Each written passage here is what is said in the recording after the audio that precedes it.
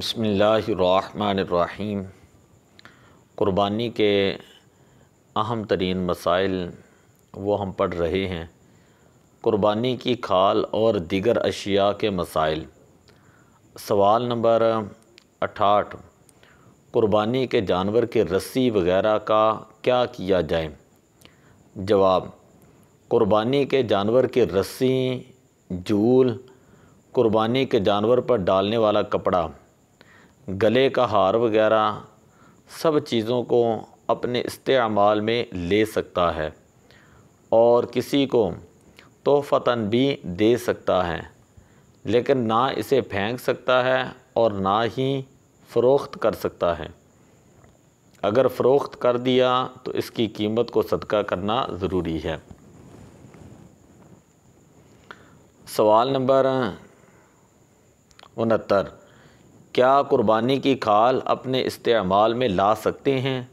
جواب: قربانی کی کھال کو خود اپنے کام میں بھی لا سکتے ہیں، یعنی اس کو باقی رکھتے ہوئے اپنے کسی کام میں لا سکتے ہیں، مگر اس کی نماز، مشکیزہ وغیرہ بنا سکتے ہیں۔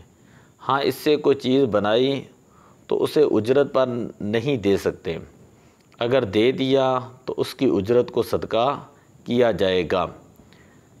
سوال نمبر 70، اگر قربانی کی کھال کو کسی چیز سے بدل دیا تو؟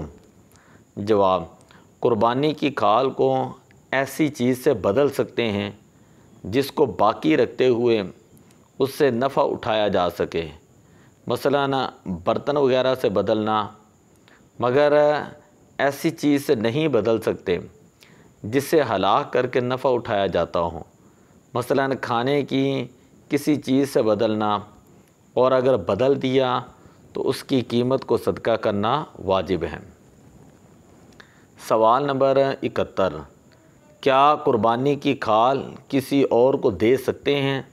جواب: قربانی کی کھال مسجد، مدرسہ یا کسی فلاحی ادارے کو بھی دے سکتے ہیں۔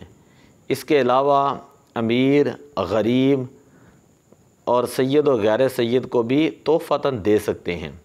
فتاوی رضویہ جلد نمبر 8۔ سوال نمبر 72، بد مذہبوں کے مدرسے کو قربانی کی کھال دینا کیسا ہے؟ جواب: قربانی کی کھال بد مذہبوں کو دینا منع ہے کہ گناہ اور بد عقیدگی پھیلانے میں تعاون کرنا ہے، جو کہ ناجائز ہے۔ سوال نمبر 73، قربانی کی کھال کسائی کو بطور اجرت دینا کیسا ہے؟ جواب: قربانی کی کھال کو کسائی کو بطور اجرت دینا جائز نہیں۔ قربانی کی کھال کو کسائی کو بطور اجرت دینا جائز نہیں۔ سوال نمبر 74، کیا قربانی کے جانور کی کوئی چیز فروخت کر سکتے ہیں؟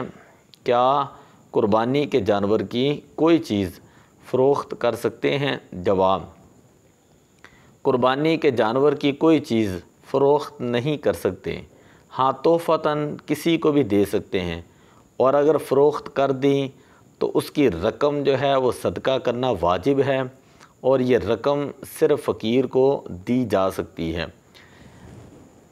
اس کے علاوہ آگے جو مسائل ہیں وہ اگلے سبق کے اندر ہم پڑھتے ہیں، تو دعا ہے اللہ عمل کی توفیق عطا فرمائے۔ الصلاۃ والسلام علیک یا رسول اللہ وعلی آلک واصحابک یا خاتم النبیین۔